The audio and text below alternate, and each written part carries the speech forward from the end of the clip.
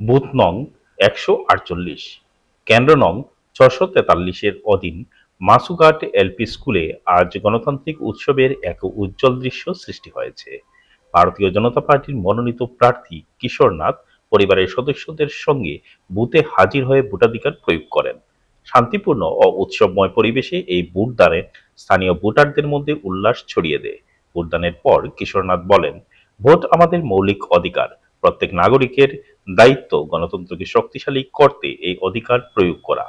সকাল থেকেই বুথে ভোটারদের ভিড় দেখা যায়। প্রশাসনের কঠোর নজরদারিতে ভোট গ্রহণ পর্ব সুষ্ঠু ও নিয়মানুসারে সম্পন্ন হয়। ভোট দান করতে আমি আমার সঙ্গে আমার সপরিবার আমরা এসেছি। এসে এখানে সুন্দরভাবে ভোটিং হচ্ছে, জনগণের ভিড় দেখা যাচ্ছে। আর যেটা আমি দেখতে পাচ্ছি, মনটা খুব ভালোই লাগছে। আর বাকি আর কিছু বলছি না, বাকি পরে আপনাদের সঙ্গে তুলে ধরব। এটা তো আছে, কিন্তু আমি দেখি সেরকম কোনো কম্পিটিশন এরকম কিছু নেই। কংগ্রেসের একজন আছেন, ওইটা তো ন্যাচারালি একজন থাকবেন, ওনার সঙ্গেই সেটা, কিন্তু ডিফারেন্স তো অনেক অনেক কত হওয়ার সম্ভাবনা। ওনার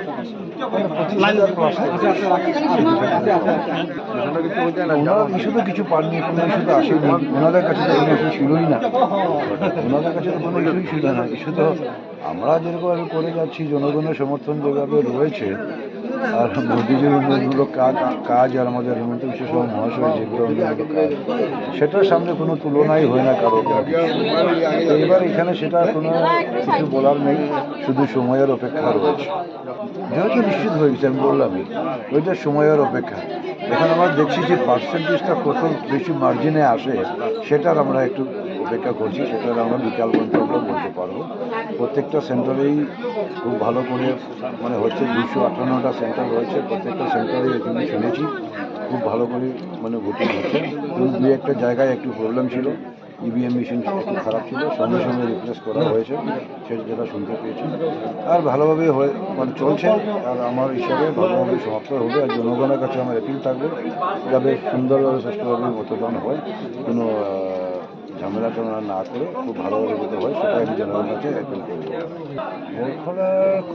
জনগণের জন্য উন্নয়নমূলক কাজ করার অনেক রয়েছে, অনেক করার রয়েছে। যখন আমি বিধায়ক ছিলাম ওই সময় অনেক কাজ হয়েছিল, আর অনেক কাজ করা বাকিও রয়ে গেছিল। তখন সময়ের অভাবে হয় নাই, করোনা ছিল, কাজ ছিল, নানান অসুবিধা ছিল, ফ্লাড হতো, ফ্লাডও খুব ভয়ানক ফ্লাড এখনও হচ্ছে।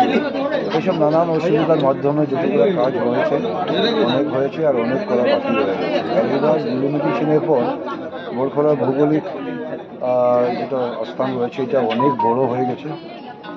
আর সেই অঞ্চলে যেটা চাপান এবং চাকলা মণ্ডল যেটা রয়েছে, ওই এলাকায় উন্নয়নমূলক কাজ করার অনেক বাকি রয়েছে।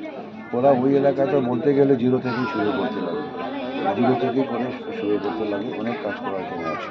জনগণের জন্য আমি কথা দিয়েছি অনেক কিছু, মাটির পাট্টা থেকে শুরু করে নদীর উপর, বরাক নদীর উপরে আরেকটা সেতু, তারপরে একটা স্টেডিয়াম, স্পোর্টস স্টেডিয়াম, অত্যাধুনিক স্টেডিয়াম, স্পোর্টস স্টেডিয়াম, তারপরে আরও বিভিন্ন ধরনের রয়েছে। আমাদের জনগণের যারা যুবক ভাইরা রয়েছেন, ওনাদের রোজগারের ব্যবস্থা, ওনাদের চাকরির ব্যবস্থা, এইসব নিয়ে আমি আগামী দিনে কাজ করব। আর জনগণের আশীর্বাদ আমি যথেষ্ট আমার উপরে রয়েছে, আমি পেয়েছি। আর জনগণের আশীর্বাদেই আমি জনগণের সেবায় আবার ফিরে আসছি কিছুদিনের মধ্যে।